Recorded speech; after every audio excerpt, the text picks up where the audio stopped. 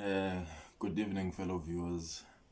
Today, I want to share just something that touches my heart, or I've been having a conversation with, in terms with myself. In terms of having a conversation with myself, it's one of the topics that I've been having with myself.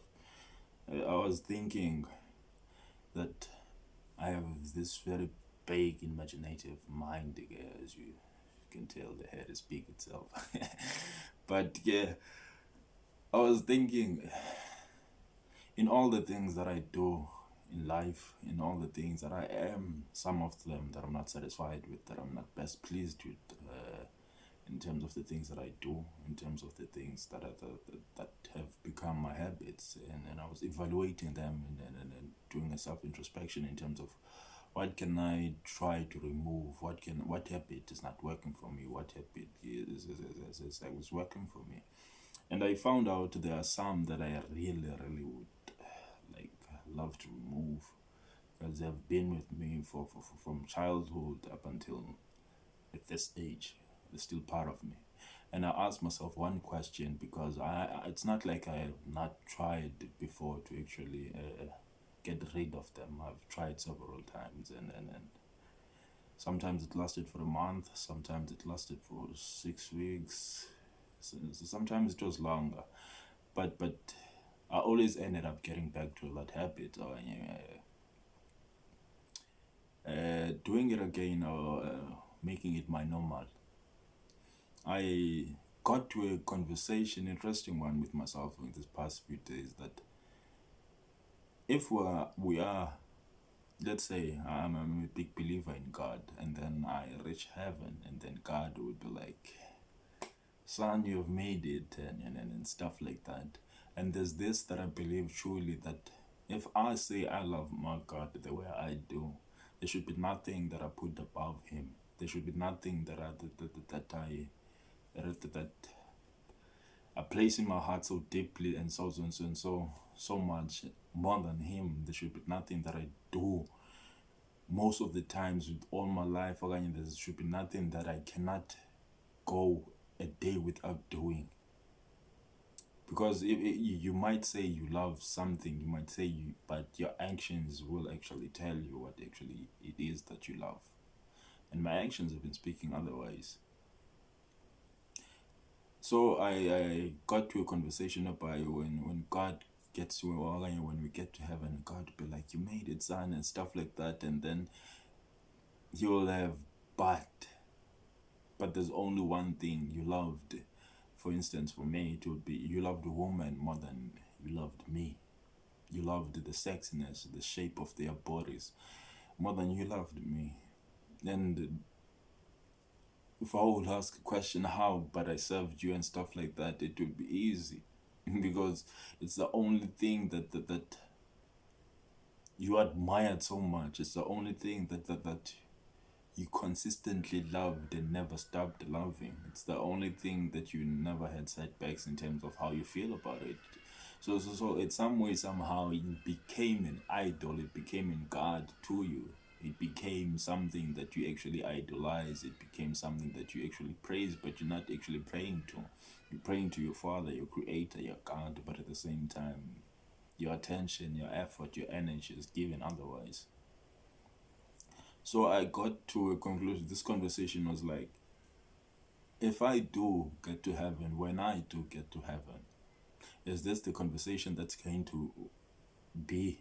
Or is this the conversation, I mean, that I will have with my God? Is this what I will be known for? Is this all that will be said about me?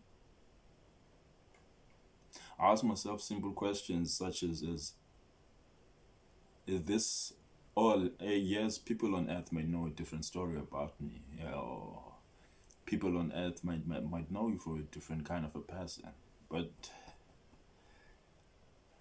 God knows the deepest and the darkest of who we are, the good, the fruits, the lovely parts about us as human beings, the best about us as human beings. He knows it all. So my only question was to myself was, when I get there, when I get in front of God, this that I'm not generating enough effort to actually drop, or this habit that I'm not generating enough constructive thoughts to actually get to a decision to say, I'm stopping this, I'm not doing this again, this is not my normal, I will have to create a new normal. Is this that I'm doing right now what I want when I get to where in heaven, or I get to my end destination, to be all that will be on my books of life, when when they open up my book and be like, oh, this guy loved woman, this guy loved woman, this guy loved woman, and that's all that's gonna be there. Is this all that I want? Is this is my life worth? I don't know if you understand or you get me, but is this habit, this little thing, this thing that's part of who, and that has become part of you, this that has accumulated so much of your time, this that has been there from childhood, is this all that you want to be in that book of life when God opens it and actually analyzes it and tells what you have done with your life? Is this what you want inside that book? Is this that you're doing right now? Is this that you're pursuing right now? Is the life that you're living right now what you want God to say about you? Now I want him to say a different thing about me. I can be entirely honest with that.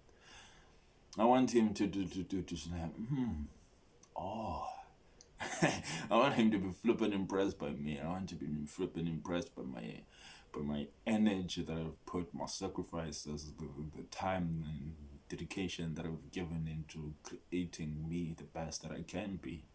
So this morning I just want to share this with you in whatever that you currently doing, in whatever that you currently pursuing with your life, trying to get yourself and your children a better life. But personally, what you're doing right now, is it all that you want to be in your book of life? Because Kevin Hart once said that as we live our lives, we're writing a story. So in that story we're writing, is this how you want your story to go? He even said that, imagine a person reading your book after you have died, or after you're gone in this world, and then that person will be reading a book. Is it all that you want to be in that book, what you're putting in right now? How do you want it to end? How do you want it to change? Imagine a person reading your book and it's all filled with fuck up from the beginning, and suddenly at some 20s or some way, somehow, it flips, it changes, this determination, this focus, this discipline. Imagine the turning point of that story. How interesting would it be? Yeah. So I will just share this and say, in all that we do, we should ask ourselves, is this all that we want to be in our books?